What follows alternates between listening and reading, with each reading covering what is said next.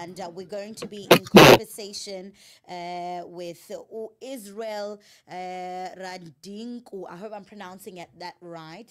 Good morning, Correct. Israel. How are you? Good morning. Thank you so much for having me. How are you? I'm very well, thank you. Time management, my man. It's a thing, hey? Time management. All right. We're working with Yes. time here. Okay. Yes, yes. All right. Otherwise, how are you doing? Are you all right? Are you having a good day? Yes, I'm all right. I'm all right. I'm all right. I'm having a good day. I just had my cup of coffee. I'm ready. Okay, cool. All right. First things first is, of course, the topic that we kind of want to obviously talk about because I know, the kind of work that you're involved in. It is a Wellness Wednesday on the Jump Off. So, of course, we talk, all things wellness and health. And you obviously have a dance school, and we're going to be unpacking the topic dancing as a tool, as a healing tool. Now, can you tell us a little bit about yourself first, Israel, and where you're from, and how you started, this dance school, and what made you, in fact, focus on children with ADHD and with children that have behavioral issues. All right. Thank you so much for having me.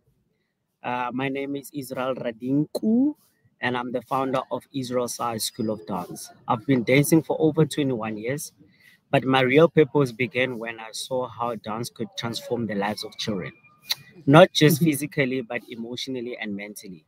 I didn't grow up with much, and I know how I know what it feels like to carry the pain in silence. Dance was one of the places that I could breathe, feel free, Mm, and express what I could say with words. So, sure. so when I started working with kids, especially those battling with trauma, ADHD, and emotional challenge, I knew I had something powerful to give back. Mm, Yes. awesome. Now you say there's a statement that you say within your school, right? We're not just dancing, we're healing, and that's a very powerful, statement. Can you unpack what that means in the context of course, what you do? Oh, absolutely. So for us, dance is not just about movement; it's about release, expressions, and restoration. So many of our children walk through our dance studio doors, carrying heavy emotional burdens from trauma, loss, or environment that don't see or understand them. So Mm, we use dance to help them to reconnect with their bodies and emotion in a safe, affirmed way. mhm. Now, many people think of dance, as a performance art. How do you shift the mindset, from performance to kind of personal transformation? So dance help children to obviously process emotions. They might not have the words, especially for it. So when a child moves, they're not just exercising; they are actually expressing and letting go, and even rewriting their stories. So Mm, we've been kids, yeah. So we have seen kids who are anxious, withdrawn, or disruptive mm, start to yes obviously they start to soften and open up through consistent movement, the rhythm, the repetition, because when we do dance I don't just go on, or I don't just carry on with the dance classes. I just go step by step so that they can get it, because with children like that, you have to really take your time to teach mm, them from one move to the next, and don't mm, just go to the next move without knowing actually whether they've got the previous move. mm. Now, can you tell me, because I understand, of course, there's an importance for this, but can you tell me, do you have a personal story of, maybe a family member of yours, that has had these kind of issues, and you thought, you know what, this is important, not for me to do just for my family, but for children that are going through this? Okay. I have this one boy that once came Mm-hmm. to the class. All right. So the boy, obviously, the teacher first. said this boy is very naughty in class. The boy had ADHD. You Mm, understand? So when they start, obviously they are difficult, and in class when you introduce a boy like that or person like that, they in class some children they will start acting weird, and you mm, have to sort of like unpack everything, just try to tell them, guys, this is what is happening to this boy, or this is what is happening to this child, but mm, obviously with trying not for them to start undermining the person. You understand? mm, So yeah. yeah, so the boy came to class. He was a bit, he was touch and go there and there. Mm, the the most important thing that I actually noticed was he couldn't his attention span was very low. So Mm, what I did was I gave him the attention. I said, listen, you are going to do the warm up today. I sent him to the front, and then I said, class, now you're just gonna repeat whatever this boy is going to do. Just do mm, whatever he does. Then he started doing it, and then I saw that he started enjoying it because he needed attention.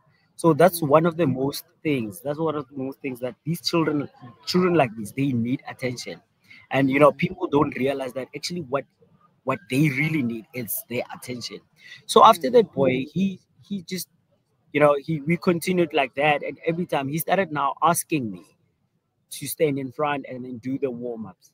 Obviously, the first time the warm ups were a bit not not in tune with the dancing, or not sure, according to sure. his. So yeah, he started loving it.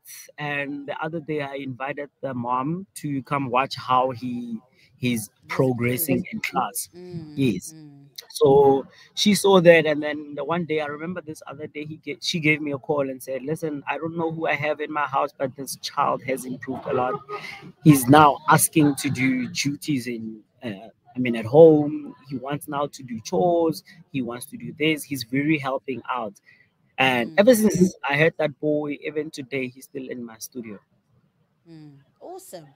And do you have, prior to opening a dance school, do you have any prior, work or experience with kids?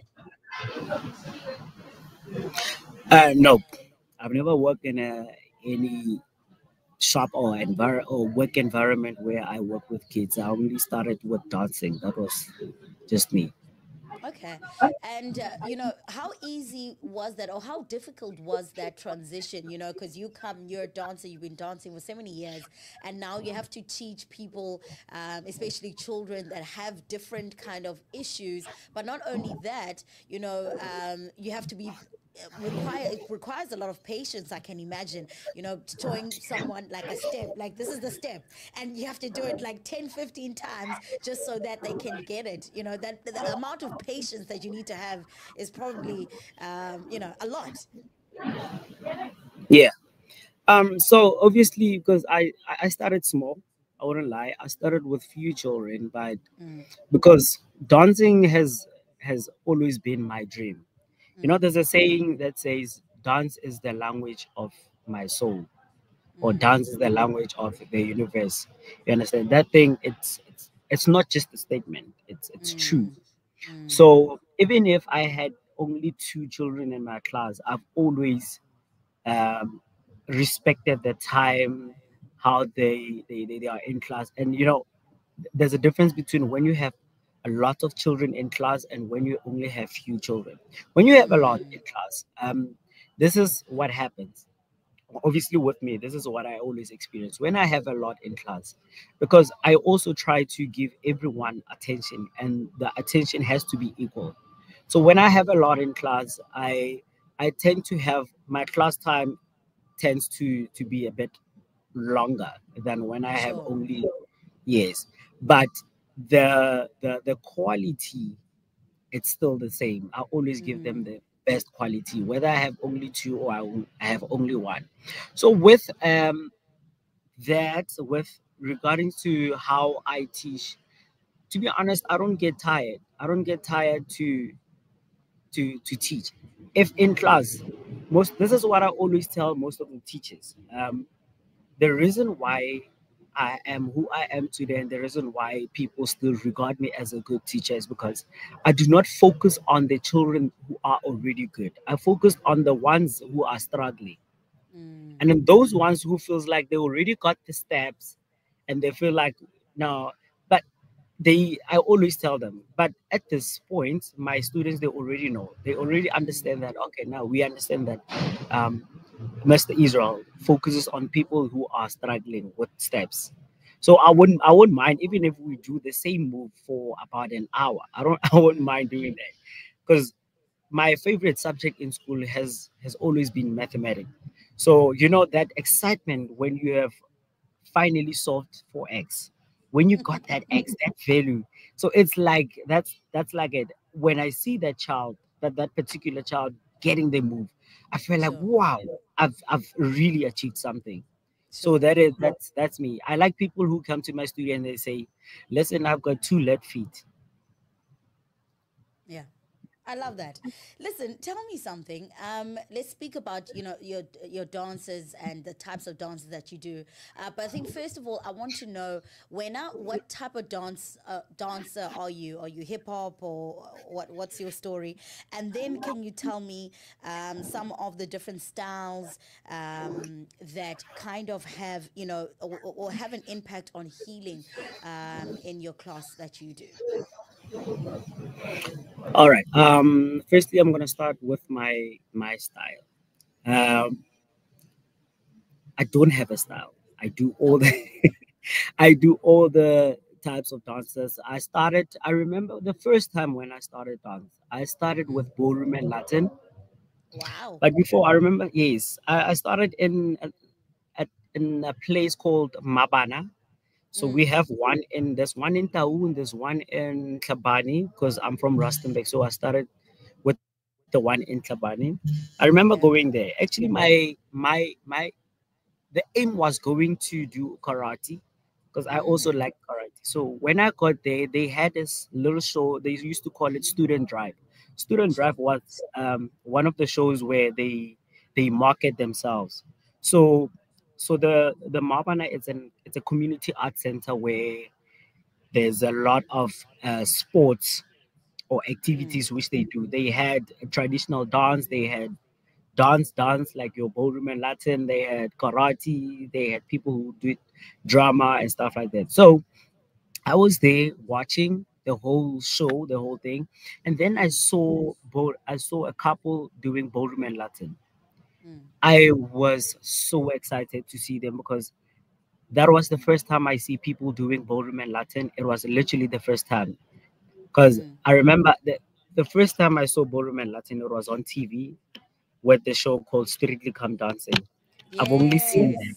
only on TV. So seeing people doing that in person, it was a game changer to me. Then I started with ballroom and latte and I started attending classes. So with me having the whole person, when I attended the classes, I didn't only attend my classes, the beginner classes. After the beginner classes, after our classes was over, I stayed for the Mm. championship and the amateurs. So every time when they dance, I used to stand at the back and try to mimic their dances and stuff like that. I remember Mm. one day then the teacher called me and they said I must demonstrate something for the championship group. Mm. Remember that time I was still at the bronze at the beginner level.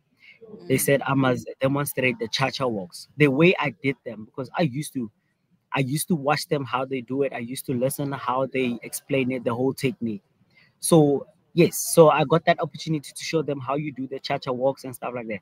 Then after that, fast forward, after the ballroom and Latin, I did that. Then I got promoted up until I was professional. And then after the Mavana got closed, they closed it down. I don't know why. What was the reason? And then that's when I started going to the hip hop crews. You know, the streets. You know, the battles where you wear your caps, your snapback, and stuff like that. So I Mm. then the hip hop started there, and after that I went to a studio, and then there was one lady who said to me, "Listen, you are really good. You're a good dancer. You're a good teacher, but Sure. this is not gonna take you far, unless Mm. you have papers, unless you have qualifications." You understand? And Mm. then obviously all of these happened after I left the BCom law, because I used to study BCom law as well. So all of Mm. this happened after that. So then I started doing that and try to earn some money there and there. Sometimes I would go to the taxi rank and then dance in front of people. So just so that people can contribute, a little bucks there. And then I would take that money and go to the studio and pay the studio, or maybe like just take the money budget just so that I can pay my dance fees. Mm. Then everything just came after that. Then I went from one studio to the other, one studio to the other, up until I also did ballet. I've already did Wow. ballet. I've competed. I've been on literally everywhere in Rustenburg with like dancing, and I've Mm. also traveled around the world with dancing as well. Mm. Okay. And so what do you teach your children when they come into your class? What specific dances are you teaching? And what do you think how do certain dances kind of help with, the healing of the things that the kids are going through? Okay, mostly we use styles like hip hop, amapiano, modern, jazz, and contemporary, Mm-hmm. obviously, and ballroom and Latin, but each brings something unique. Like hip hop and Mm. amapiano are great for expression and release. It's where they bring now their energy, and with amapiano, you can't just dance amapiano with a straight face. You have to do Mm. the facial expressions, all of that, and Attitude, then yes. attitude. And then modern jazz, ballroom, and Latin and contemporary obviously introduces a structure. I mean, you've seen the ballet dancers; they have certain body structure. Your Mm. posture must be this way around and stuff like. Mm. But not Mm. only that, but also discipline, respect, and then pantsula. We also do pantsula, but pantsula is like for playful, and it connects them with their current culture, which Mm. empowering. We choose dance style based on what the child needs emotionally, not just Mm. technically. Mm. Okay, interesting. Um, what would you say then, talking about, what the child needs, what would you say then are some common misconceptions that people have about children with ADHD, for example, or children that are suffering from trauma? Success for us is when a child who needs or child who used to avoid eye contact is now leading warm-ups. Mm. Yeah, like the child that I told you about. Yeah. Uh, yes, and you know I don't recognize, obviously, sometimes the parents, this is what one parent once said: I don't Mm. recognize my child, they are so happier now. Statements like that, it really brings joy into my life. I Mm. like stuff like that. Yeah, so also we track progress in we track progress in things like confidence, teamwork, punctuality, and Mm. emotional expression. I like the fact that when we started, you said punctuality. Yeah, but Mm. we also track stuff like that. You know, yeah, we Mm. we even we even journal their journey.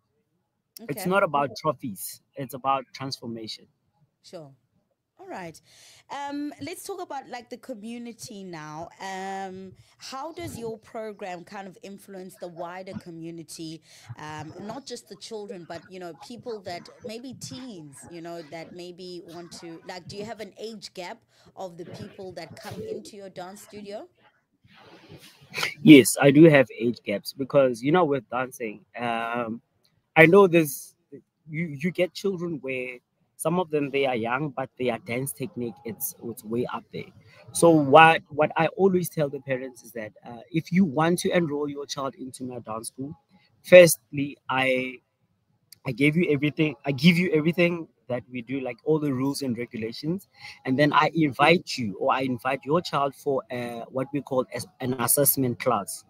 So we Mm. assess the child first, and then after that we tell the parent, okay, so this child has been assessed, so she will take place or she will come to this class or that. Mm. Yeah, we that's how we track them. Okay. And then Awesome. in terms of, sorry. And then in terms of communities, I do a lot of community work. Like Mm, I go to schools, I teach dancing. I because there's one parent who once sent me a voice note on WhatsApp. mm, It really, literally, it was very emotional. She was like, you know what, I really can see what you are doing with my mm, children as well. You are taking children out of the street, and there's few children that I took. I remember last month we had a competition. There's four mm, children that I took from the streets. They used to dance, but I mm. didn't like the places where they showcased their dance style Talent. or their Mm, talent. mm. When they were dancing in clubs. Sometimes I feel like people, when you dance in clubs and maybe you're a girl, you don't really, people are not really enjoying the talent that you are doing. They are Sure. probably looking at something else, Yeah. which I really don't like. So I took them, Mm, I told them, listen, you guys, with this talent that you guys are having, and I understand that you want to be seen, you want the world to mm, see. Let me mm. take you. I know, obviously, with the funds, we will see how we get the funds. But Mm, to be honest, I have very supportive parents. The parents, they mm. did contribute there and there. They did what they could do, and we went to the competition. We came first at that competition. Those Oh, children now, they nice. are coming to class. They are very excited. Thank you so much. Oh, nice. That's wonderful. Let's talk quickly just about, maybe having these kind of classes being done at school. How important do you think it is to include it? So let's say life orientation, maybe.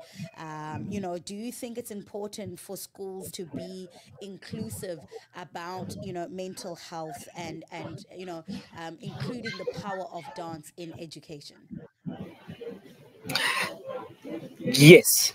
Well, Mm, first of all, like all of these children that I told you about, the who suffered before, all mm, of them, they have they improved after the dance classes. They improved in school, this and that. I have evidence. The teachers could see that, the parents could see that. mm. Today, if I go to school and then I tell them, and then they ask me about how is it going to help and all of that, there's already a proof. There's a proof already. Mm, So in mm, school, it helps children in school. Like, you have children where they don't want to associate themselves with other people. They just want to be in the corner. But the minute now, children like that, when they come to my dance classes or when I go to school and then I teach them, mm, I try to take them and then I do dance moves where you will have to work with a friend or with a partner. mm, So mm, in that case, there's no escape route. You can't escape. You can't say no, I can't do it. You have to do it. mm, Then mm, after one class, then they start realizing, okay, this is how. But also, like I said, it helps with discipline. It helps with respect. You start respecting your teachers. It helps with sure. confidence. It helps with punctuality. Because when I come there, right now with schools that I'm working with, they already know when it's my Mm, class. I already find them in the dance floor or in the classroom or wherever we dance. And some of them we dance outside because they don't have mm, facilities. So I find them already standing there. There's people that already get my, because sometimes I use the speakers. So the sound system is already connected. Everything is there. mm, So you can mm. see that it's really helping. Awesome. Well, Israel, I want to thank you so much for your time. Before I let you go, is there anything that you'd like to say, maybe that, I didn't get to asking? Um, can you please repeat the question one more time? No, I'm just saying, I was just saying thank you for taking time out to have this conversation with us. And I just wanted to know from you, is there anything else that we maybe left out that you want us to know about? Besides, because I'll obviously ask you in terms of, social media and stuff like that. But besides that, is there anything else that you'd like to say that we didn't touch on? Oh, yes. I would like to say, movement is healing. It connects asked beyond language or race or background, I encourage every South African to move, Mm. whether it's a step of a jump or it's a full routine or you're just moving your body or just your neck. Dance is freedom, dance is Yes. joy, dance is life. I love that. All right. Where can people get a hold of you if they're interested to maybe join your classes and stuff? Do you have online classes? What's the story there? All right, yeah, right now I'm on the process of that. We're in the process, we're trying to do the online dance classes. It's not easy because also it requires a lot of money. We're still trying to budget, we're still trying to get that. But on social media, it's just Israel Side School of Dance, your TikTok, your Facebook, your Instagram, YouTube, even. Uh, yeah, and then the website it's www.issod.co.za.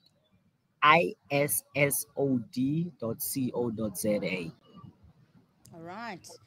All And we right, are in Israel. Rustenburg. Rusty Dusty, bro. Love it. All right, Israel. Thank you so much for your time. Enjoy the rest of your Wednesday afternoon. Have a lacquer week, and we'll chat to you soon. All right. Thank you so much. All right. Bye Bye. bye. That was Israel from Israel Dance School. And yeah, man, he is teaching people how to move and dance. Dancing as a healing tool is what we've been talking about on this Wellness Wednesday. It's just gone 44 minutes now after the hour of 10 o'clock. You're still locked in, tuned into the Jump Off on Keith Hesse Radio. It is indeed radio according to you. And we've said goodbye to Israel, and we're going to get into some music now, of course. And then we are going to play Pick Your Poison. All right. Otherwise, yeah, man, let's get into it. Thank you, Israel. Bye bye.